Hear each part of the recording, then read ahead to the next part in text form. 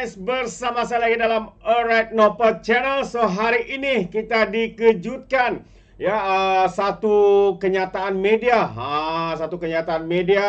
yang mana edisi terbaru ini The Muslim 500 Leaders, di mana kedudukan Perdana Menteri kita ini yang menarik untuk saya kongsikan bersama dengan anda. Adakah kedudukan Presiden PAS juga tersenarai? Entah, kita pun tak tahu. Walau apapun, kita ucapkan tahniah kepada Perdana Menteri kita, Datuk Seri Anwar Ibrahim, ya, berjaya ataupun dinaikkan ranking kedudukannya sebagai pemimpin Islam yang berpengaruh di dunia. Di manakah kedudukannya? Mari kita lihat kenyataan media ini, sahabat-sahabat semua.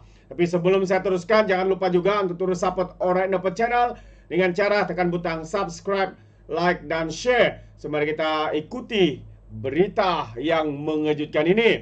Anwar di tangga ke-15 pemimpin Islam berpengaruh di dunia. Jadi itu antara kedudukan terkini dari sebelum itu. Jadi kalau kita lihat kenyataan media ini yang saya petik daripada Malaysia Kini, menyatakan Perdana Menteri Datuk Seri Anwar Ibrahim menduduki tempat ke-15 sebagai individu Islam paling berpengaruh di dunia. Berdasarkan edisi terbaru The Muslim 500, The World's 500 Most Influential Muslim 2025. Perkara itu dikongsikan Menteri Perumahan dan Kerajaan Tempatan Ngakoming menerusi hantaran di aplikasi X hari ini, yang mengucapkan tahniah kepada Perdana Menteri apabila berjaya menaikkan kedudukannya ke tangga ke-15 berbanding ke-17 tahun lepas bagi kategori yang sama. Kejayaan ini menunjukkan satu teladan ketokohan dan kepimpinan yang inklusif untuk masyarakat berbilang kaum, menurut Ngah dalam hantaran berkenaan. Dan berdasarkan penerbitan itu, Anwar merupakan antara 50 individu tersenarai sebagai individu Islam paling berpengaruh di dunia selain Raja Jordan, Raja Ismail Al-Husain yang menduduki tangga pertama, Raja Arab Saudi, Raja Salman, Abdul Aziz Al Saud ke-5 dan Presiden Indonesia Prabowo Subianto tangga ke-18. The Royal Islamic Study Center yang menerbitkan buku itu juga berkata, Anwar berada di tangga ke-9 bagi kategori pemimpin dan ahli politik Islam berpengaruh, mengatasi Prabowo ke-10 dan Presiden Mesir Abdel Fattah Said ke-11, tangga yang ke-11. Jadi untuk keseluruhannya dalam 500 pemimpin itu, Datuk Seri Anwar Ibrahim berada pada kedudukan ranking yang ke-15, naik dari 17 sebelum itu. Dan kalau kita lihat kenyataan ini juga untuk 50 individu, yaitu 50 penerbitan buku Anwar tangga ke-9 ya.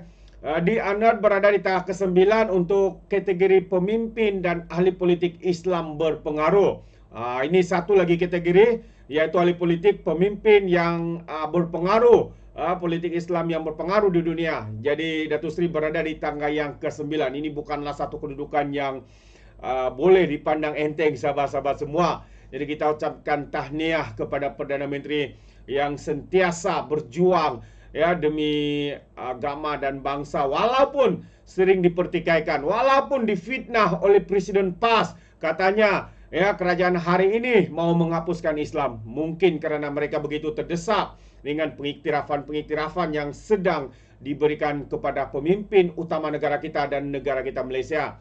Jadi penilaian ke atas mereka dibuat berdasarkan pengaruh masing-masing dalam membuat perubahan dari segi budaya, ideologi, keuangan, politik dan lain-lain ke atas komuniti Islam dan juga di peringkat antarabangsa.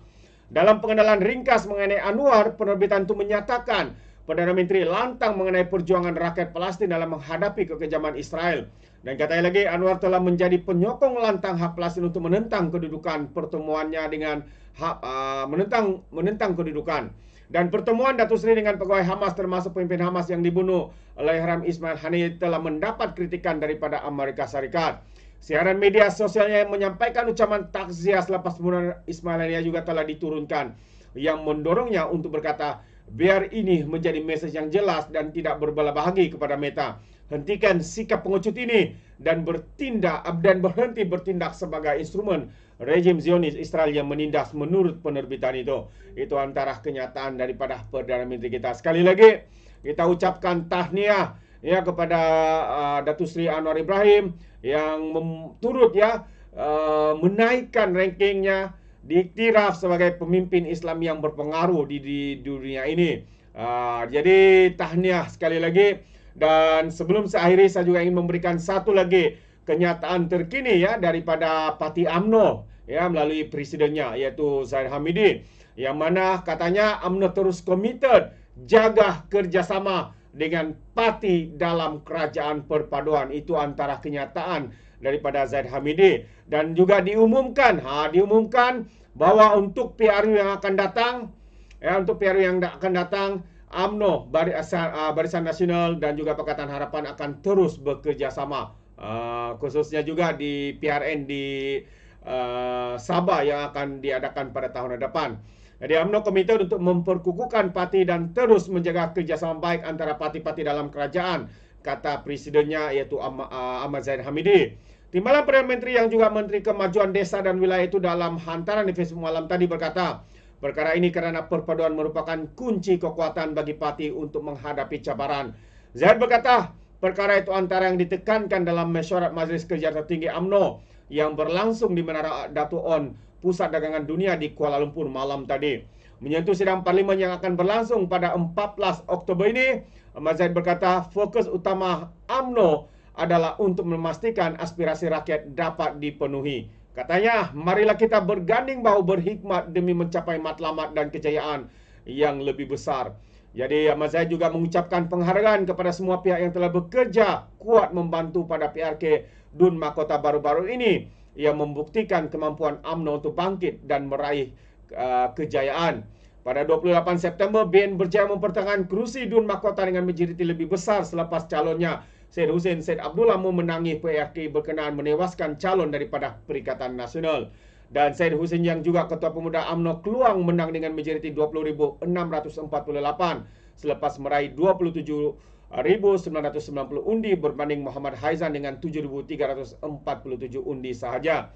Dan sementara itu dalam sidang media selepas mesyuarat Setiausaha Agung UMNO, Datuk Dr. Ashraf Wadi Disuki berkata, UMNO merakamkan ucapan terima kasih kepada seluruh jentera parti kerajaan perpaduan, termasuk rakan-rakan parti komponen BN, Friends of BN dan juga Pakatan Harapan yang bekerja kuat sebagai satu pasukan hingga berjaya meyakinkan pengundi di Dun Mahkota. Mesyuarat itu katanya menegaskan bahawa kemenangan ini tidak harus menjadikan UMNO angku dan bongkak. Sebaliknya memastikan mandat yang diberikan rakyat dilaksanakan sebaik mungkin dengan penuh tawaduk dan beramanah. Kemenangan di Dun Mahkota juga memberikan isyarat jelas bahawa rakyat menerima baik model kerjasama kerajaan perpaduan berteraskan prinsip kesederhanaan, toleransi, tidak ekstrim dalam memainkan sentimen agama maupun bangsa yang boleh memudaratkan keharmonian rakyat berbilang kaum. Itu antara kenyataan daripada Setiausaha Agung UMNO, yaitu Dr. Ashraf. Jadi sahabat semua, ya ini antara dua perkara yang menarik ya untuk saya kongsikan bersama dengan anda. Ya, yang pertama tadi kita ucapkan tahniah kepada Perdana Menteri ya di dalam kedudukan sebagai pemimpin yang berpengaruh ya, pemimpin Islam yang berpengaruh di tangga yang ke-19 dan pemimpin politik Islam di tangga yang ke-9. Memang terbaik sahabat-sahabat semua. Tahniah kita ucapkan. Soalnya di manakah kedudukan Presiden PAS yang hanya tahu ya seperti mereka menganggap mereka hero, memperjuangkan bangsa dan agama. Tapi hari demi hari sahabat semua kita lihat kenyataan yang dibuat oleh pemimpin PAS ini, khususnya presiden mereka, tidak lain tidak bukan hanya tahu untuk menfitnah, menghasut dan sebagainya.